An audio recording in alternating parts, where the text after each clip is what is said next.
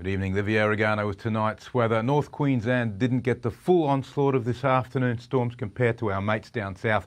But boy, was it a furnace out there today. Hopefully in the next day or two, this terrible heat wave will finally begin to subside. But it's November now, so don't expect too much relief. The minimum temperature last night in Mackay was 25 degrees, about the same as the max temp for most southern Queensland towns. We also had the region's highest top of 35.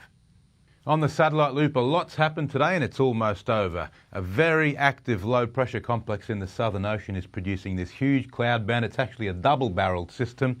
The top of it's producing isolated storms that are still affecting the tropics right now. The main rain cloud, which produced the heaviest falls, affected the southern part of Queensland. Most of that stuff went through this afternoon and is now offshore. And tomorrow it should be all gone except for a few little bits left up in the wet tropics.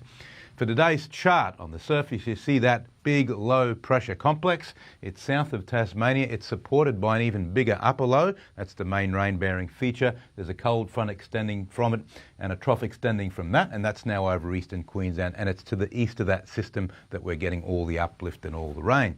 On tomorrow's chart, the entire front trough system together with the upper low moves offshore, a much drier and cooler southwesterly air mass coming in behind it. That'll reach all the way up to the tropics, and then on the outlook chart, the new high that moves across starts to bring that wind around more to the southeast, eventually making things warmer again. Now the latest from the Weather Bureau, the boating forecast for Mackay waters, west to northwest winds up to 25 knots at first, but then in the afternoon shifting east-southeasterly and dropping to 10 to 15.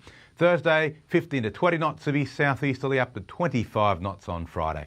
Our first tide tomorrow will be an early morning high, though it doesn't really matter that much because the swing is so slight. There's barely a difference between high and low tide. Central coast and Whitsundays, a chance of an early storm in the north, but otherwise sunny. Mackay reaching 31 degrees, a bit cooler at night.